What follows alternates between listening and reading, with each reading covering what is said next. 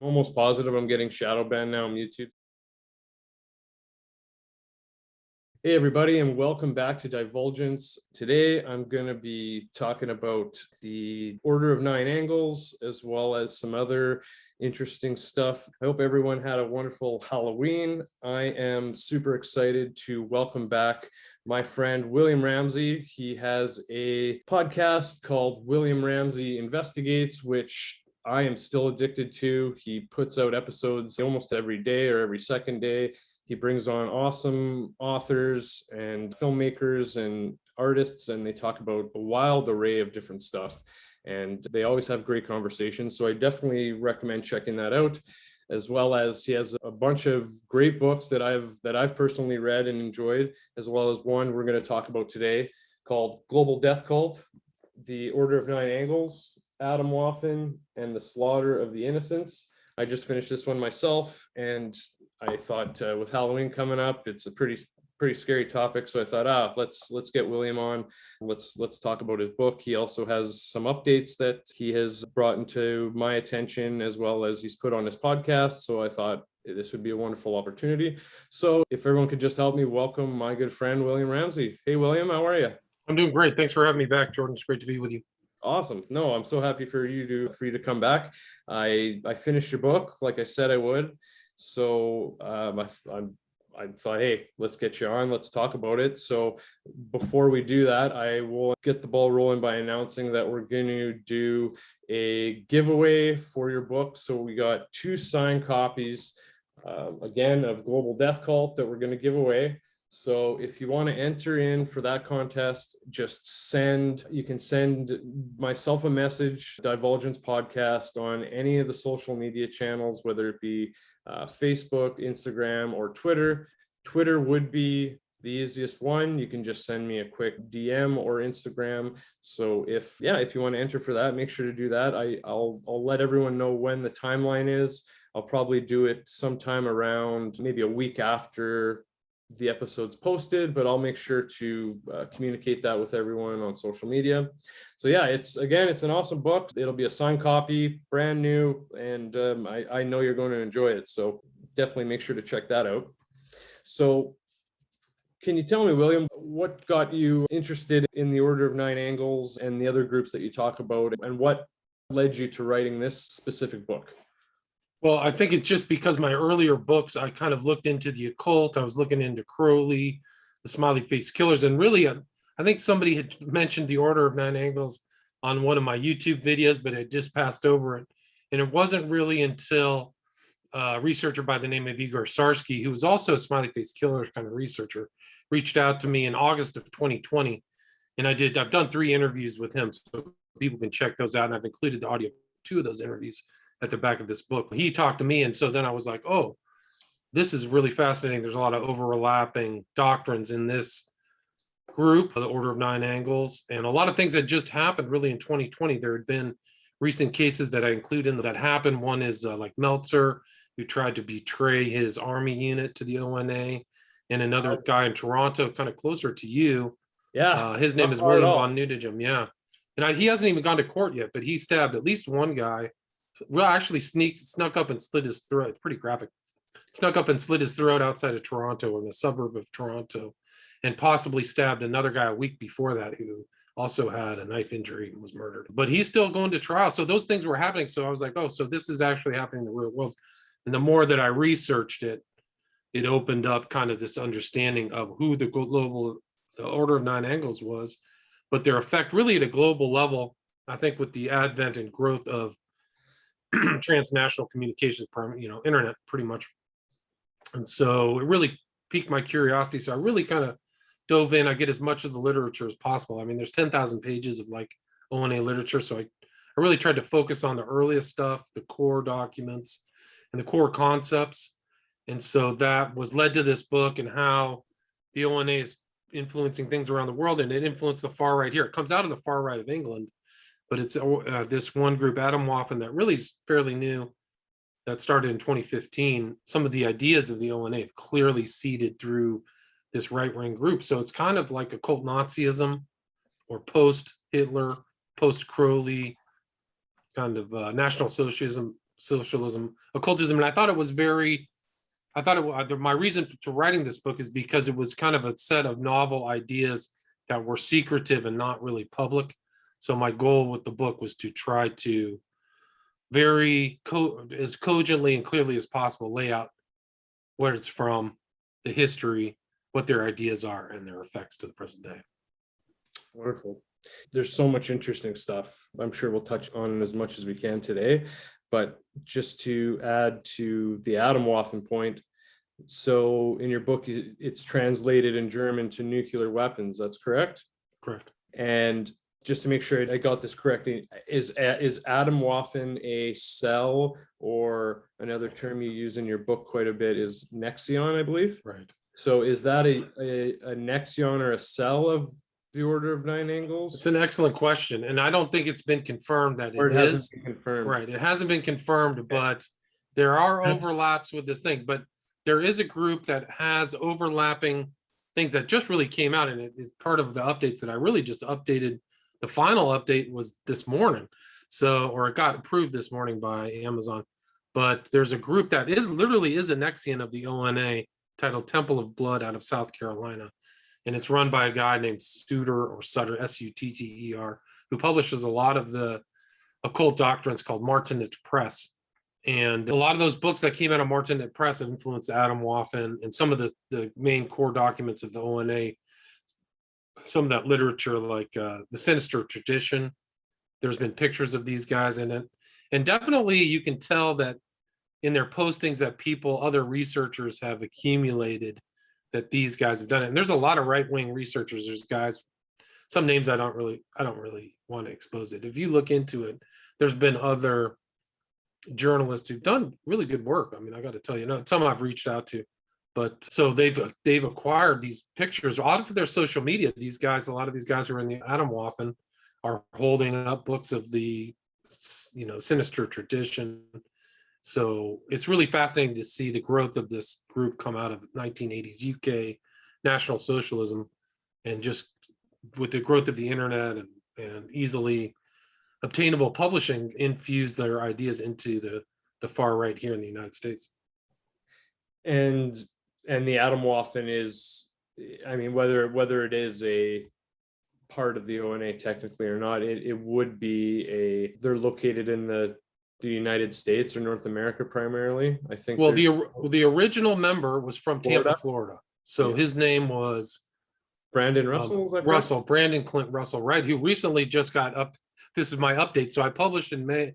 The original version was in May 2021, and in August he got out of jail. So he served his 4-year sentence for bomb making, but he was involved with his sidekick, who's still in jail, and then two early members of Atomwaffen that I write about in the book were murdered by his associate, and their names were Himmelman and Onishchuk. And I think that they were from kind of Northeast. So I think they were kind of Northeast members of Atomwaffen, which really wasn't that big. I don't think that big of a group, but their ideas, I mean, they got inspiration from other Nazis in America, Charles Manson. So they kind of picked kind of lunatics. This guy right here, there's Denton. He recently got arrested, so he's been in jail. He was involved in this swatting. In your book, yeah. So in that Atomwaffen, there's that sign of it's kind of like the fascist laurel leaf with the 3 things there. And they consistently wear these skull masks, do a lot of training out in the thing, and this race war. And they're into their kind of thing that was different than really the ONA was pamphleteering, or really putting up posters. And I think one of the ways to get into the group was to go and put Atomwaffen posters at college campuses or somewhere. So there's actually videos of some of these guys putting posters up like this. If you see this from the thing, the Day of the Rope is kind of their kind of fantasy, where if they come to power, they're going to hang everybody in. Jeez, yeah, those are graphic. Super dark, super nihilistic, very post-apocalyptic. Yeah, like it's just if I were to see those up, it definitely gives off a bad energy too. Like, I mean, here's the guys in front of Auschwitz. So they're poor Auschwitz. I wrote about that guy too. If you go down one a little bit more, It's right there, that guy in the prison garb. His name was, he killed Blaise Bernstein. It was, yeah, I can't remember his name offhand. But yeah, it'll come to me. But yeah, so these guys, these were some of the main people who were involved in killing. But this guy, if you go look, he dyed his hair black, but in his regular kind of light hair, you can see him in many, in my opinion, it's him in a lot of Atomwaffen videos. And I suspect that's why he dyed his hair, as he was trying to confuse researchers. Woodward, his name is Woodward. He's actually in Orange, California right now in jail because of COVID. A lot of these guys' trials got delayed. So his was one of them. But if you scroll up a little bit, these two guys right here. So this is Clint Russell, neo-Nazi converted to Islam, BuzzFeed News. So they're holding the Nazi flag and the Atomwaffen flag. I think his buddy's name was Anders, who killed the two guys. But you can see that there's these concepts that you wouldn't associate with the old Nazis, but the new neo-Nazis have similar ideological views toward, like a very radical Islam. So radical Islam now is kind of acceptable, and that's kind of one of the things that happened with the ONA doctrines, is that you're just infiltrating, groups, and that's really what the original founder in the UK did. Myatt, is he thought these inside roles were very important, so it was like infiltrating groups, and one of the groups he infiltrated was a very, terroristic version of Islam, and so that's what happened. That's like some of the similarities you see with Atomwaffen. This is one of them. Is this one kid who's the sidekick of the original founder joins Islam, and actually that's what led to the death of Onashuk and Himmelman. Is apparently they kept teasing him for being a Muslim, and I think these guys aren't really stable. So he got an AK-47 and shot him in like one of the bedrooms of an apartment in Tampa. What do you attribute to? I mean, maybe it's just fresh in my mind because I read it in your book, and there seems to be numerous links to these neo-Nazi groups and Islam in some shape or form. Well, there was always kind of even if you go back to Hitler, he had kind of a sympathy towards certain Islamic groups, and there was always a connection, like a ideological connection with Turkey. So that was always kind of, I think that's what happened with this post guy Myatt really was somebody who kind of continued that tradition, that the ideas of Islam and Nazism were somewhat similar. Okay, interesting.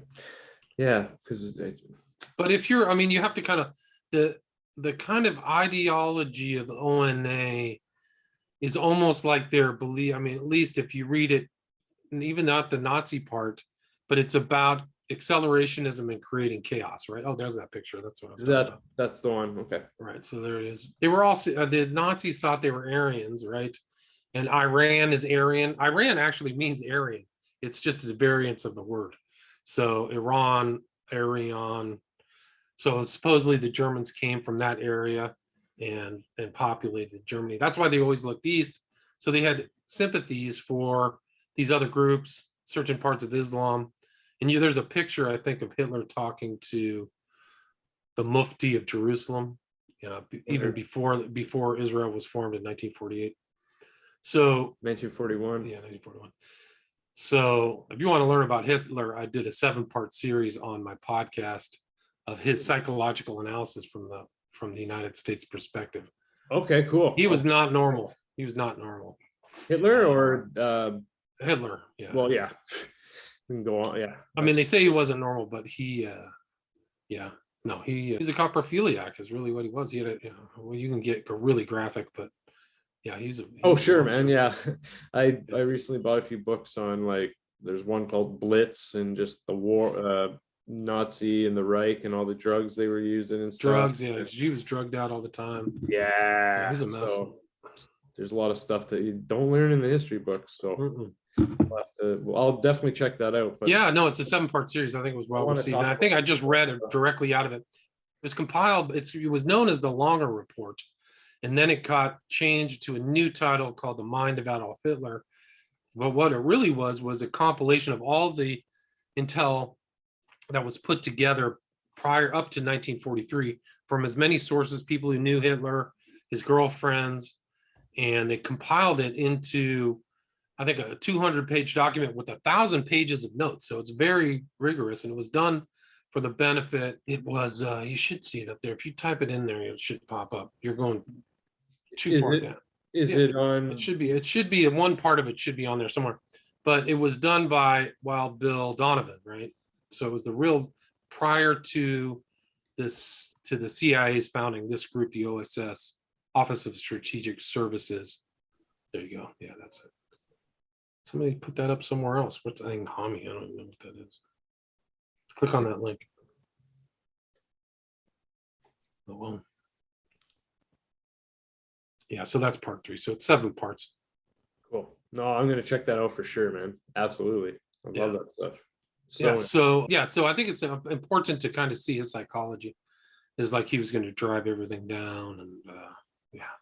Oh, see, anyway, I mean, he couldn't sleep. He was like insomniac, so he had to find help to get put to sleep. And he was screaming, like, there he is in the corner. He was seeing entities or Satan in the corner. Like, this is not a normal guy. Anyway, that's a whole story. But it kind of does tie into this group, because there's this view of Hitler as an avatar, or I view him more as Antichrist, right? But some of these people view Hitler as like an avatar. Sure. Savitra Devi, there's a guy Guerrero from like South America. These people idealized Hitler as some kind of, like I said, an avatar for their racist ideas.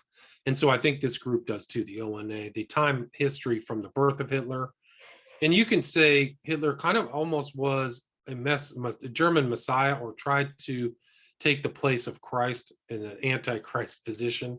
There's some elements of what he did in Germany where he was trying to transpose himself with Christ. So there's a 1,000-year Reich, right? That was supposed to be the 1,000 years of paradise or whatever for the Reich, but that's supposed to be the 1,000 years of reign when Christ returns, right? So there's weird similarities there. And they actually mentioned that in the psychological report of Hitler, that he was trying to put himself out as kind of like the German Messiah. You see all those by himself, where he's all by himself, just totally alone in all those public meetings. Like, anyway, so that's actually this group, the ONA. Like, so the year of Phi N is the year of rejoicing for the birth of Hitler. So that you'll see that go through the ONA. And I mean, we can get into a whole nother. It's not within my book, but the occultism suffuses the Nazis from very beginning to the terrible end.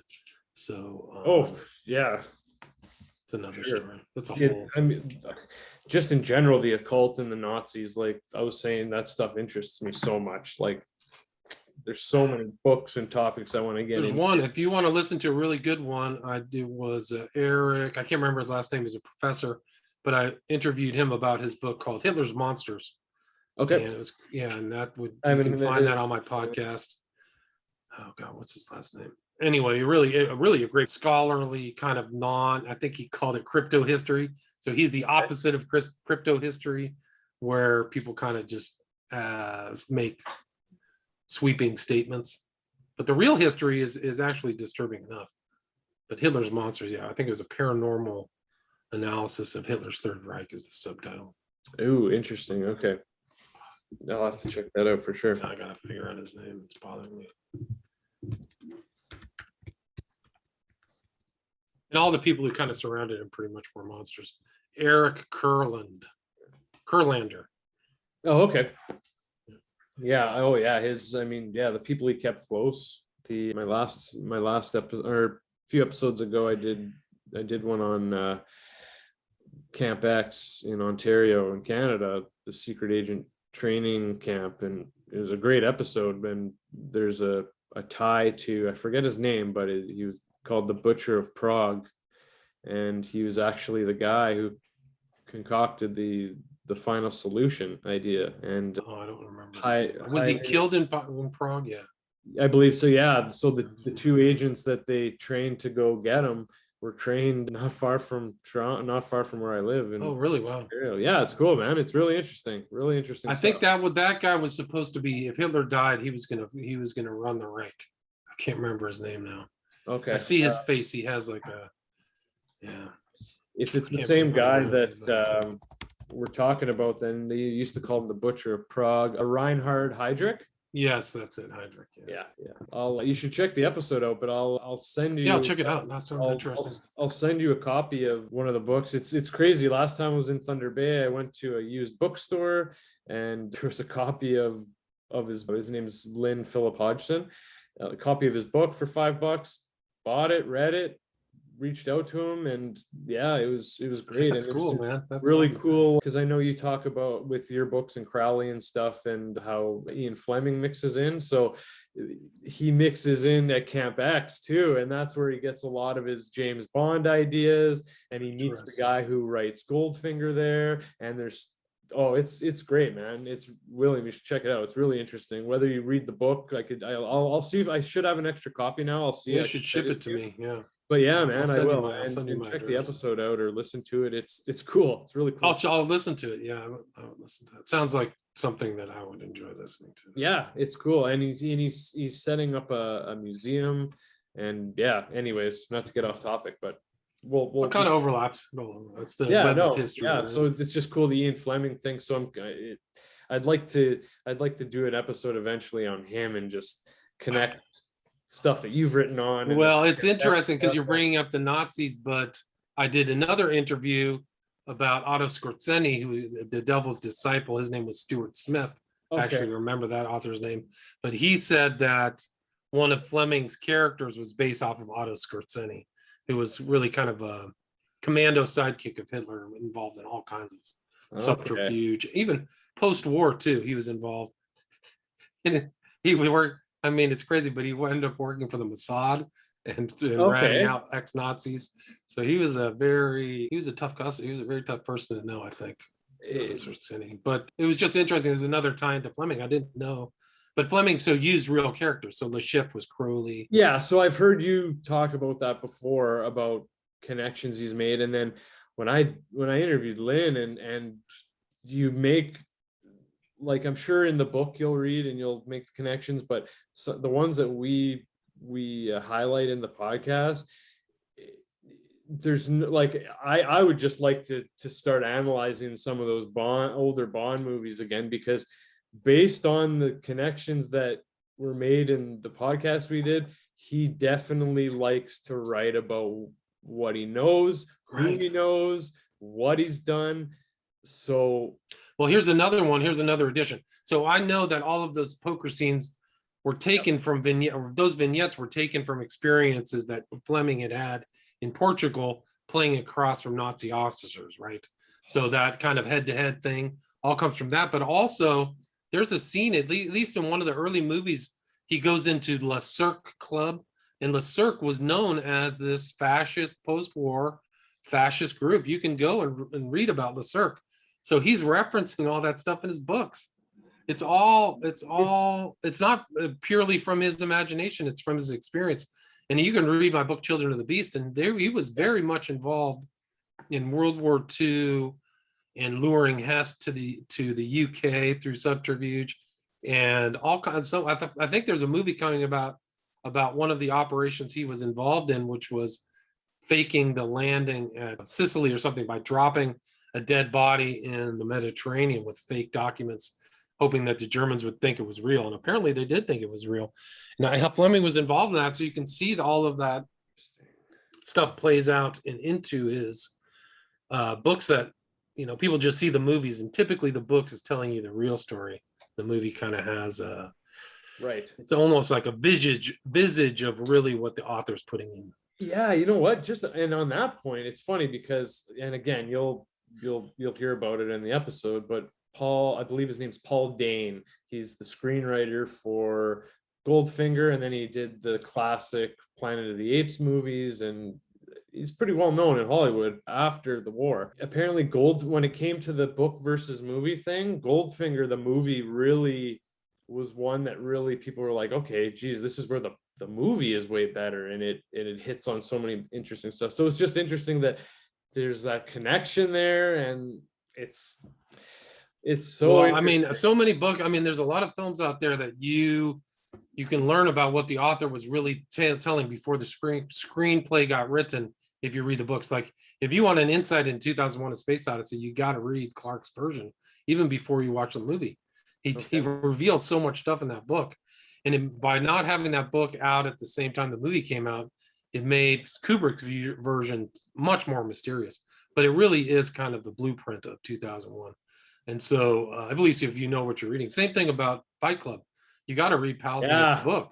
That's a big one. Yeah, very important to read that book to understand what you're watching. So yeah, people almost need to watch these movies with their books in hand. The decoder, yeah, book, yeah. Fight Club's got a lot of you got to do a lot of decoding there. I've heard you talk about it, or other people, with the smiley faces and the 9/11 connections and just the whole New World Order connections. Like that was huge. So, you and me, we've even talked about it, I think, in our second episode when we talked about West Memphis 3, just the whole, once Hollywood throws the story on the chopping block, right. You know what I mean? They're like a surgeon with permission to cut off whatever they want. They just have no way. I mean, those three documentaries is what most people know about the West Memphis 3, and it's an atrocity. Actually, it's a real atrocity too, because even that lady, who I can't remember her name either, but she worked at HBO. She was like a well-recognized, kind of lauded documentary producer, but those were just a disaster. I mean, they were a social mind rape, in my opinion. So sure. Yep. Nobody, and that's kind of how Hollywood is. Everybody pats each other on the back, even when they put out deceptive trash, garbage. Yeah, no, it was, we spoke about it, and then Metallica got involved. They put their music in it, and then it just became a pop culture force, basically, and it just took a turn for the worse. And whether it was the right intentions or not, some people had the right ones, some people didn't. And well, I mean, there's other people put other values over their, the quest for truth, or trying to be honest. They're trying to get money, get their next movie financed, so they're going to put this one out. They want the fame, they want adulation. So maybe some of these other values are much more important to them than actually relating things. That's the whole thing about a documentary that's deceptive, is some of these documentaries are pure propaganda. They're not documenting squat. Like if you look at Al Gore's, what was the name of that? The Inconvenient Truth. Inconvenient Truth. It's just pure propaganda. Like all the stuff that he predicted, none of it came true. Yeah. That one took years for people to start. They scratched their head when it came out, but now it's like, what did he just say? Did it happen? This didn't happen. I mean, I think Miami was supposed to be underwater in 2018 or something like that. I have to go back and look at it, but it just, nothing he said came true. Anyway, so that's the whole, if you want to be deceptive, you can sheath your deception in these labels, like a documentary. Oh yeah, I'm making a documentary. I'm not going to document anything, but I'm going to call it a documentary. Yeah, and growing up, when I started getting interested in learning stuff, I thought, I'll watch movies that are about true stories or based on true stories. And it's like, okay, well, Hollywood chops it up and whatever. And then, I'll watch documentaries. And then it's like, well, they're biased and they can get chopped around and taken out of context. So now it's like, you don't, right? No, you make it. If you want to know, you gotta be actively learning and paying attention about these things. You can't just watch one thing or read one thing, really. And the other thing is, you don't really even know what the agreements are of the director. He may not even have final say on his movie. A lot of those guys don't have final say. So they may have tons of information and stuff, and then like, well, I made it, and some executive says, well, this is the way we're gonna, you're done. We're going to chop it and edit it the way we want for the narrative we want that's going to sell the most. Yeah. Or whatever. So you don't really know. You don't know what some of those deals are going on in the back room. Unfortunately, you can even look at Kubrick and Eyes Wide Shut. We don't even know what his real intent was. Yeah, exactly. Yeah, it's a little muddy. Yeah, with respect to figuring that one out. Yeah, I mean, there's a lot of them. 1999 was really a high water year for kind of like occult, elite exposure films. You had Eyes Wide Shut, Fight Club, The Ninth Gate, and what was the one with Schwarzenegger, which really was kind of campy, but they put in stuff like they foreshadowed 9/11 in that. I think it was End of Times. Do you remember that one? where the demon pops up at the church. Yeah. So those are just 4 that I can think off the top of my head. I think there was a lot of stuff. Oh, okay. There was a lot of, kind of revelation of the method type stuff. Like if you want to quote Hoffman, I don't know who Hoffman's quoting. What was I going to say? Shoot. Anyway. Oh, shoot. What was I going to say? I forget what I was going to say to your point. It'll come back to me. Oh, yeah. Well, just a side topic. I'm going to eventually, somewhere down the line, I'm going to look more into these Bond films with Ian Fleming, and maybe we can get together because Jay Dyer breaks down movies and he does the Bond movies a lot. So maybe he'd be a good guy to bring on and talk about that with. That'd be kind of interesting to see. Yeah, that'd be interesting. Yeah. So again, with regards to the Order of Nine Angles and all these different cells and what was the term? Nexicon? They call it nexion. Nexion. It's really just an invented word. It's like he just made up a lot of the terminology Maya did, but nexion was kind of his idea of nexus, kind of a nexus between what we would call kind of the temporal or spiritual world. He would call the causal and acausal world. Okay, so was he using that term essentially interchangeable with a cell or a group? I think so. I think a nexion is a cell, but I think that's kind of like the part of the power of the new terminology is it's not references clearly to the concept of a cell. Because if you heard of like a terrorist cell or a communist cell, so I think using the term nexion kind of it occults its meaning, right? Yeah, exactly. No, it does. Yeah, it does. And in your book, you give a great snapshot as to how far and how wide the reach is of this general group, which has been broken up into these nexions or these cells from. Yeah, they're all over Italy, Italy, US, UK, Canada, Brazil, Egypt, Australia, Ireland, Spain, South Africa, Serbia, Russia, Iceland, Poland, Portugal, Sweden, Chile, and I think I'm leaving a couple out, but some of those are just wistful kind of hints that somebody was there on the internet or the Wayback Machine. Like I don't really know what goes on underneath the surface. I have no idea. Yeah. But those websites are there, which indicates somebody is up to no good in those countries. And I've caught communications between the heads or leaving statements or likes in England and so forth. And even some of these guys, like we mentioned, Brandon Clint Russell, who was going to the UK and talking with other kind of right-wing groups. So they're internationally communicating. No, in my mind, no question. The total extent, I don't know. Like when you look up some of these groups or in your book, some of the pictures that you include, and you see them posing with flags and masks and this and that, and some of them seem more willing than others to kind of get out there in the spotlight or be a bit more risky with their identity. I'm sure there's a big group of people that just they keep it on the down low, very quiet, very incognito, very occultic and esoteric and coded, right? And right. That's the whole thing. It's like some of those people, there was a college, I think there was a nexion at Oxford. So you're talking about, not people in a trailer park or something like that. You're talking about educated, intelligent people who are exactly. So you don't know. That's one of the doctrines within this is to kind of like trench, or the part of the group is the purpose of the group is to keep yourself camouflaged. You're not supposed to reveal you're in the ONA. Exactly. Yeah. So if that's why they utilize this cell technique, and I don't know what kind of means of communication they use, but there's so much more options these days. And there's in some of these leaders you can tell that they're using PGP keys, right? That they have pretty good privacy and they're using it because they're putting their key out there. So what do they need privacy for, and what are they encrypting? Right. just goes into your point about their intelligence. Some of these guys are, they're educated, they're The trained. guy who formulated this group is intelligent.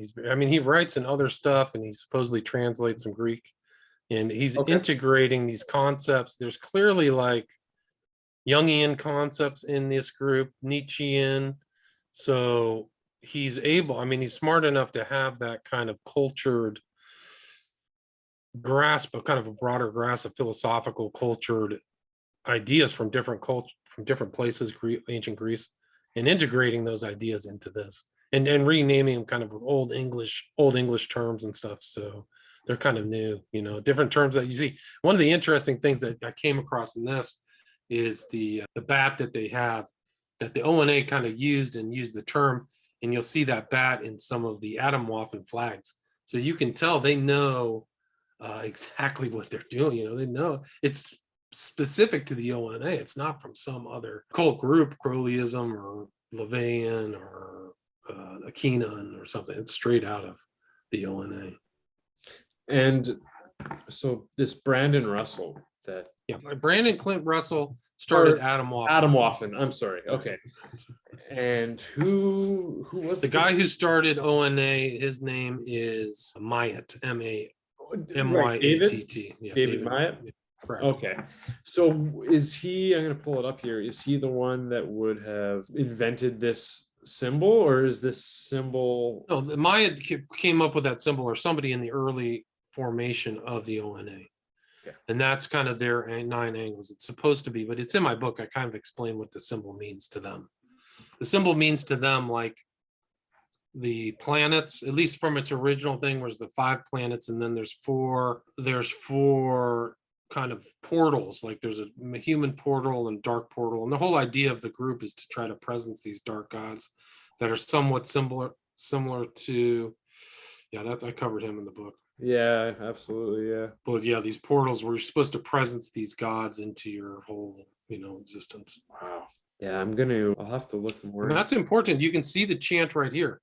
You can go to his YouTube channel and see the whole kind of ONA temple. It's all specific to the ONA. The triangle there, the crystal triangle he's got right there. He's got the symbol. He has the light. This is all ONA stuff. It's all specific to ONA.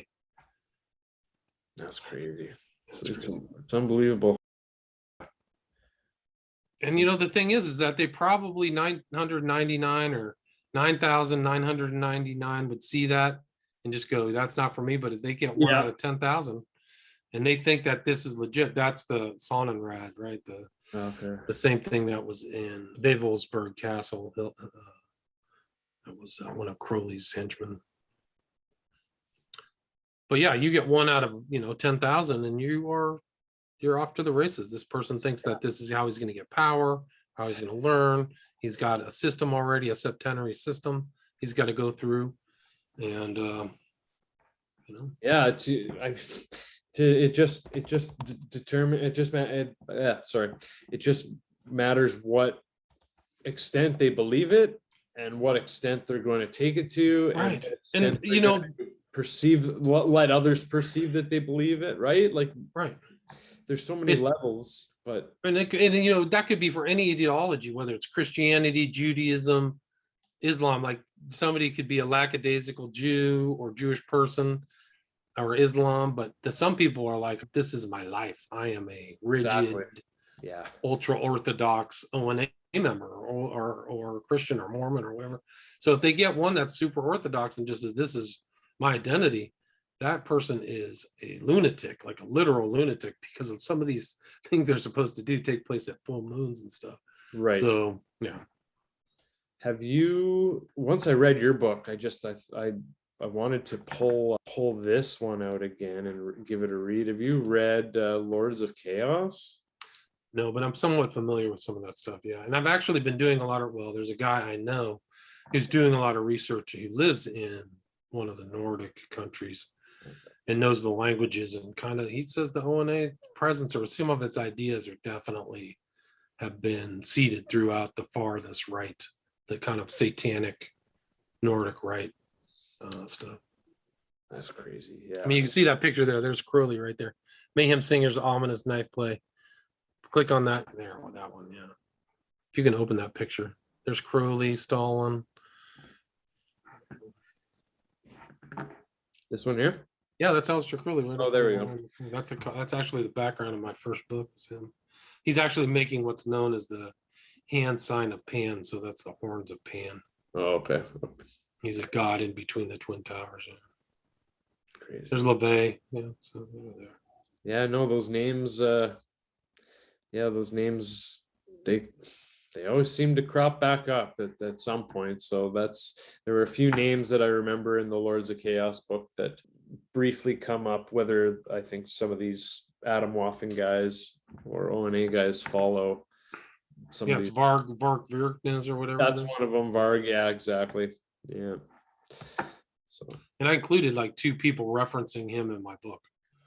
Right? Yes, so, you do. Yeah, absolutely. I think it was one with Suvanarath, who was the Canadian attempted mass slayer. I believe it was. Yeah, in Halifax. Twitter account there, and he's And I think the other one was also Canadian. It was Von Nudegem reference Mark too. Okay. So these guys are in that community.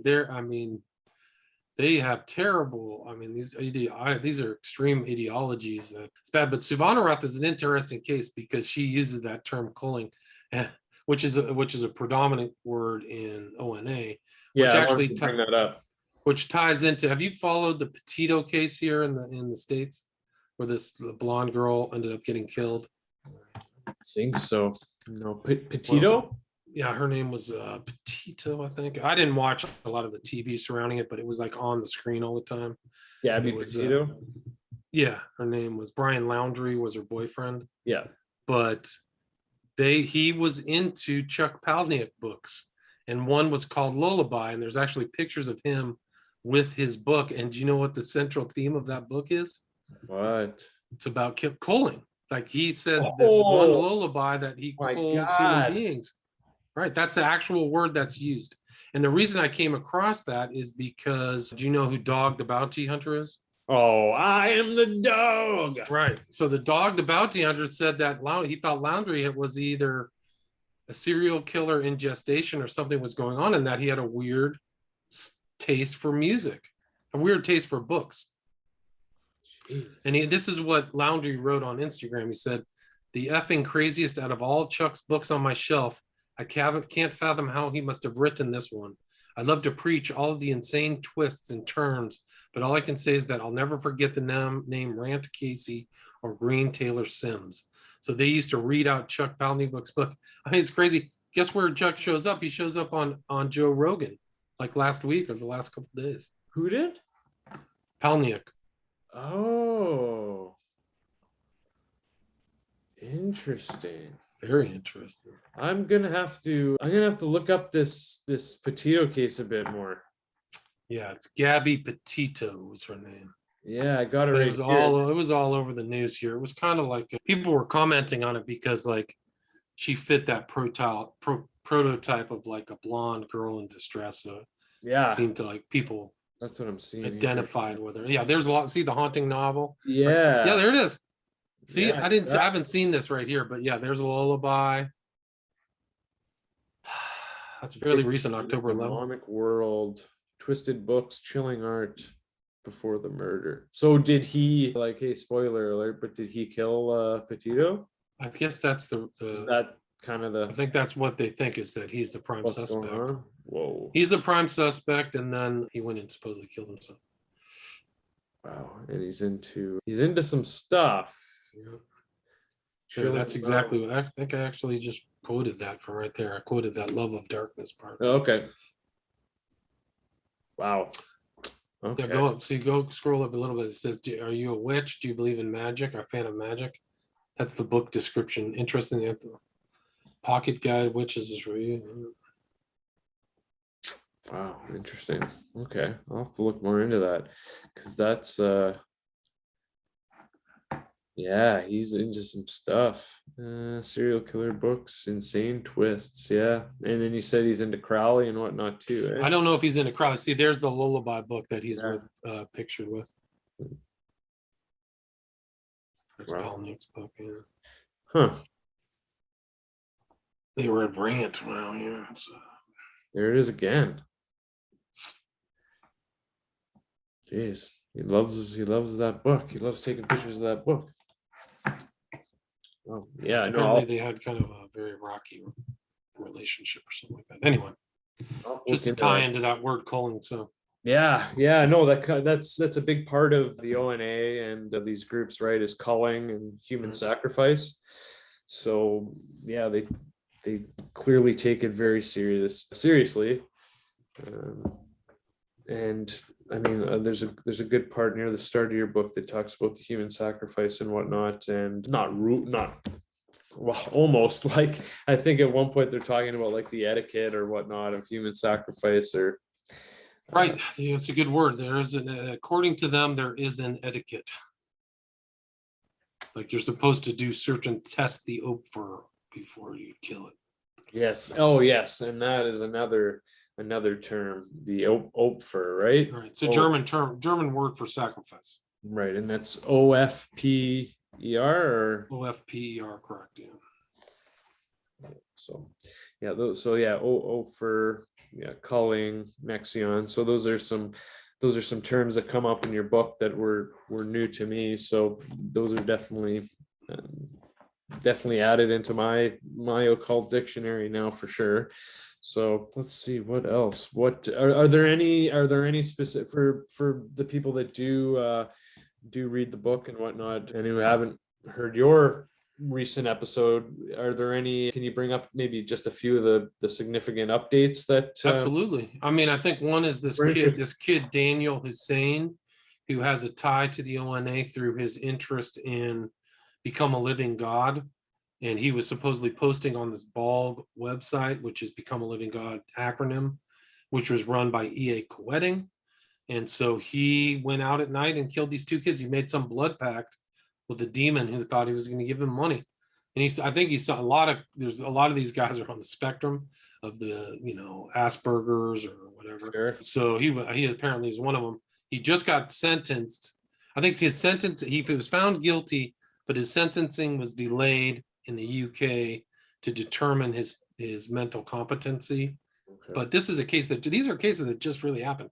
But this guy, E.A. Quetting, turns out, according to one journalist, which you can find out in my book, he was providing information or writing stuff for the Temple of Blood, which is a Yep. known nexion of the ONA. Right. So there's a two steps from the Temple of Blood to this kid, Daniel, who's saying he was young. So that's kind of one of the updates. And I've added some of the other stuff. Let's see, I added there's all of these recent events, these kind of young, 17, 18-year-old boys or men who have been immersed or starting to get this satanic literature, and they're all being taken to court. And you can't name their name by law in the UK. So I've referenced some of those things. I don't even know their names, but they're reading, satanic Temple of Blood stuff. There was also 2 killings which happened in Russia. They actually happened back in 2015, but they just got caught. So that was an interesting addition. It just showed kind of the global reach of the ONA. So I included that in the book. And then also really kind of, which was big news and which was alleged even before this event happened, which is that one of these guys who ran the Temple of Blood, his name was Sutter, I can't figure out how to pronounce his name, but he was a confidential informant for the government. And the one of the attorneys for one of these Atomwaffen guys who got busted and I think is going to jail. I don't know if he's been sentenced yet, but the government told one of the defense things that this guy's gotten, I think, over $140,000, and was a key. It's very important detail is that he was a key informant for these recent arrests that provided probable cause to search some of these people's houses, and they found incriminating. I think the cops found incriminating stuff. So that was an interesting thing. And one journalist who's followed these guys, he added this on his Twitter account. He said, "Quote: Bottom line is this: Martinet Press has been essentially bankrolled by the feds, pumping out a steady stream of extremist lit." And so, I mean, it's pretty incredible because that was one of these things. They have Iron Gates, and there's a guy out of the UK who publishes stuff through the Martinet Press, really dark stuff, a lot of it that I've quoted in the book. But Yeah. it is remarkable to see. That's just one instance. I mean, some people have criticized me for not, and I actually had a criticism on Amazon as a result that my Yeah, book you is, mentioned that. yeah, my book is fake because I didn't expose government intel traps, and that supposedly they all are. And that cannot be true. If you look at all these events, somebody's using this information to do nefarious deeds by themselves as lone wolf stuff. So you can't say that these are all intel. The actual creation of the ideology may have been, but you can't say that. You could say, but whether that's really, you can confirm that all of these people are government operatives is much harder to ascertain. But I think I can determine some of these groups are not. They're not. They didn't get formed kind of natively or whatever, or uniquely. Somebody else probably formed them. But that's up to you. I mean, for me, it's pretty obvious some of these groups are not. They're not made by some young right winger. There's something else going on. Anyway, so I leave it up to the group. It's not my job to really expose. Yeah, and that's not the scope of your book either necessarily. So I mean, like for the guy who gave you That's fine. I don't mind the criticism, whatever, but I don't think it's fair. It's not my job. Yeah, but they were actually talking in the far right literature.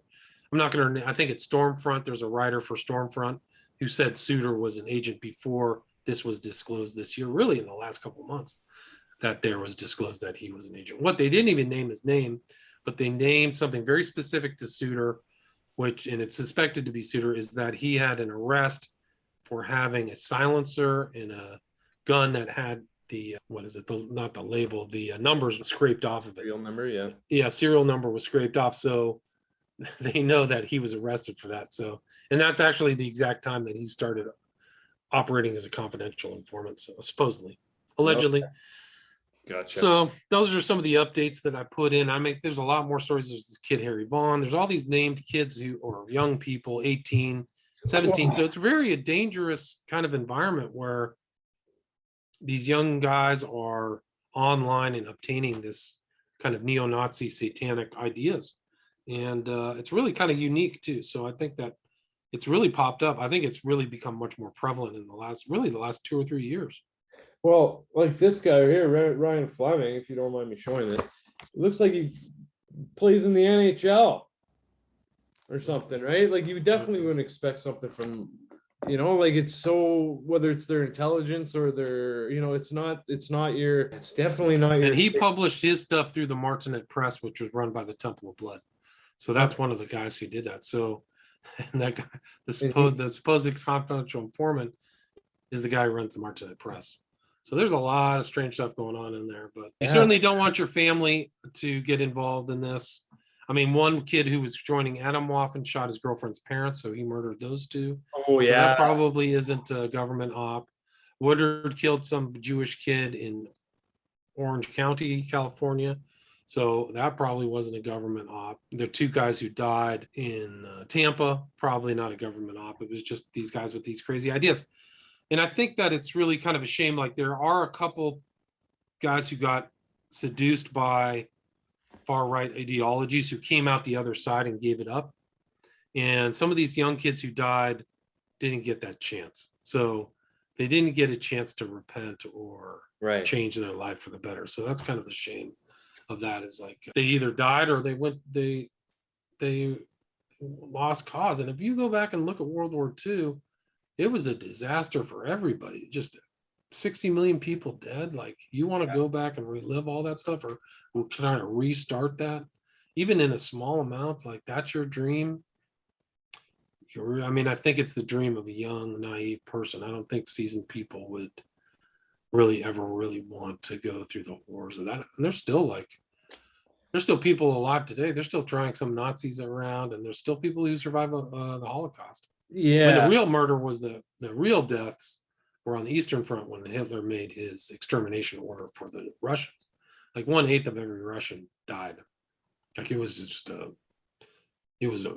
slaughter. I think that like 20 million Russians died during World War II, and then everything turned back, and the Germans just got brutalized too. Like shoved in concentration camp. They got, a lot of them got the same treatment the German people in a Right. general sense. I mean, Yeah. so it was a big, I mean, it's just a disaster. Human is a disaster for humanity. So these ideas. Oh yeah. Yeah. So I don't, you got to really watch out. You don't want your kids to be online. If one of your kids or somebody you know is in one of these like high risk groups, you're much better off having that person be in theater or doing art club or ceramics or getting outside and staying off the computer with and being subjected or being seduced by these bad ideas. And that's really actually the common denominator, is a lot of these guys are on the computer a lot. So they've just like almost the outside world has collapsed in on their computer brain. And so being outside, I think, is a much better way to comprehend the world than looking at all this literature online or going to Stormfront, or Iron March was another one these guys were all involved in. So, I mean, that's the way I'd like to kind of sum it up, is be careful, stay away. And the other thing is these guys are dangerous. Like, they're nihilistic.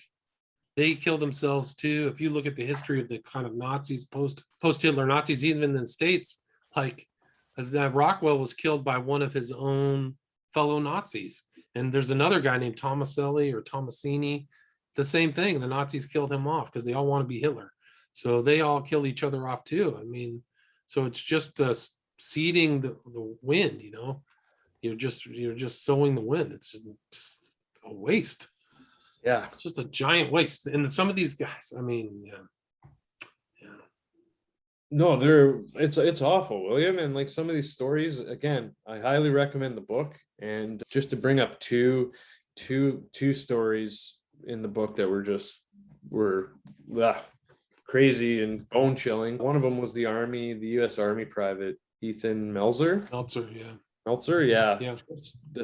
I mean, do you mind just giving a quick rundown of that story? Yeah, I mean, that was one of the first things that I came across. He was he was in the, I can't remember which service he was, but he was in Italy, and he was sending information back where he was going to betray his own squad to a terrorist attack. And I think he was going to do it and try to blame it on other people, and they caught him.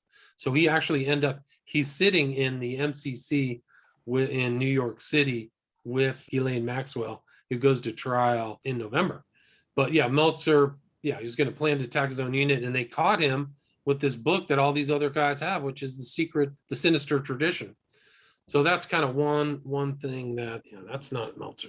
But yeah, there's a bunch of other articles. There's another article where you can show the ONA thing. That's another one that's definitely fairly recent. Yeah, you bring that in your book, I believe. Yeah, so that's just one example. So that's the ONA, and there's a lot of other stuff. There's a lot of people in the UK and the US are really starting to look into this, and they're mentioning the Order of Nine Angles by name. So there's a prescription, and one of these offshoots of Atomwaffen actually got prescribed, which means that if you join that group in Australia, you would get an automatic 10-year sentence. And I think that was Sonning Creek Division. So it was Atomwaffen Division, Sonning Creek Division, Fuhrer Creek Division. That's the picture I was thinking about. Yeah, there's so there you have the ONA stuff, and the standard skull mask too. Yeah, and the beret. Jeez. Yeah, that's crazy. 10 years just for joining. I mean, like, might as well, like, start setting an example. Like, these groups are so dangerous on so many different levels, just the implications of them.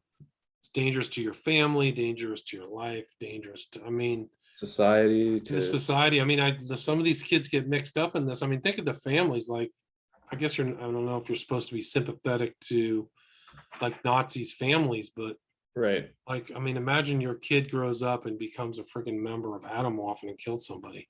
Like, and you're from a nice kind of middle class family and you're around. Like, what happened? How does that happen? They got online, they got crappy ideas, they got some person older than them who encouraged them down a dark path. And that's really the new thing. That's the whole thing, is that they're not communicating. And that's the rise of the ONA, is they're not communicating through books, personal, in-person stuff. They're communicating through forums online or some website, or somebody contacts somebody and goes, hey, and then the other person educates them about it. So yeah, it's bad. I mean, So I think it's a warning to everybody. And I'm not really that positive about the future. I think that with the rise of young people online and kind of the social upheavals that we're in, these kind of things, the conflicts and stuff generally don't drive people to do, very kind of milquetoast ideas. It drives people crazy, angry, and then they join radical groups. Probably what happened with the Nazis too, is that there was so much destabilization after World War I in Germany, and then the Weimar Republic wasn't that effective, and then the stock market crash and affect Germany, and then people were like, well, who's going to fix things, Yeah, enough is enough. Yeah, so we don't want to go through that again. So no, yeah. Anyway, my book is up. It's available. The changes have been made. If you want to get my book, you can go to my website, William Ramsey Investigates, or you can get it off Amazon. It's all over the world now. It's being sold in Japan. I have like a weird, it's not that weird, it's great, but I have a little bit of a following in Japan that buys my books. So somebody's distributing, somebody's distributing large numbers of my books in Japan. But my podcast or web podcast is that I put in a lot of good interviews, true crime type interviews, is also William Ramsey Investigates, which you can listen to stuff on a variety of different subjects. Yeah, and I love it. Your website has all your books, shows your podcast and your videos. Your videos are on Vimeo as well. 5 documentaries on Vimeo, and I'll try to send that to you in the show notes. Cool. Right on. No, that's great. Thanks so much for coming in. Yeah. Again, the book is great, and everyone listening, we're giving away 2 signed copies of Global Death Cult. So make sure to stay tuned on that. I'll give more information through social media. And thanks again for coming, William. I'll look into, once I get back to Toronto, I'll look into that copy of Camp X for you. Yeah, please do. I'll give you my PO box number. Sweet. And I'll send. Do me a favor. You should check into that von Nudegem case. If you're in Toronto, he's not going to trial yet, but that would be very interesting to see how that progresses, because I know he's had court appearances, but because of COVID, it's been delayed. But if you're on point, I bet you could find out when his trial is. Typically, you'll be allowed to go. Yeah, at least so I'm gonna look into that for sure, man. So I'll let you know what happens there, and we can cook something up with that. But until then, I'm gonna send out that invite to you for the JFK special I'm trying to put together. But until then, be well, and I'll talk to you soon. All right. Okay. Thanks for having me. Good to Take talk care, my friend. Bye. Take care. Bye-bye.